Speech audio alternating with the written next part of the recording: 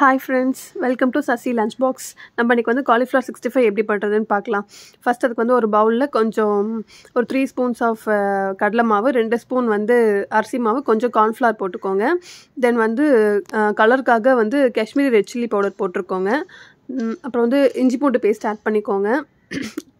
காரத்துக்காக தனி மிளகாத்தூள் கொஞ்சம், தென் வந்து ஃப்ராக்ரன்ஸ்க்காக கரம் மசாலா கொஞ்சம் ஆட் பண்ணிக்கோங்க. தென் வந்து கொஞ்சமாக தண்ணி ஆட் பண்ணி ஒரு பேஸ்ட் கன்சிஸ்டன்சிக்கு வந்து அதை மிக்ஸ் பண்ணி வச்சுக்கோங்க.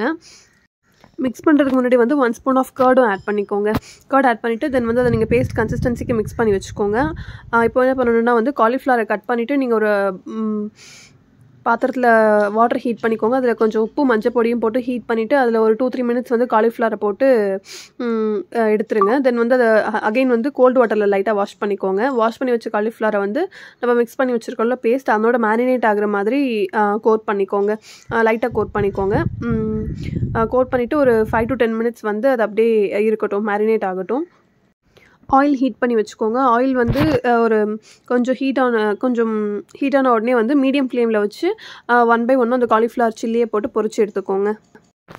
ஹை ஃப்ளேமில் வச்சா கலர் ரொம்ப வந்து மாறிடும். ஸோ வந்து மீடியம் ஃப்ளேமில் வச்சு நீங்கள் குக் பண்ணிவிட்டு தென் வந்து இந்த அந்த பபிள்ஸ் மாதிரி வருதில்ல, அதெல்லாம் வந்து போயிடுச்சுனாலே வந்து ஓரளவு குக் ஆகிடுச்சு. தென் வந்து அப்போ வந்து நம்ம எடுத்து அதை வந்து சர்வ் பண்ணிக்கலாம்.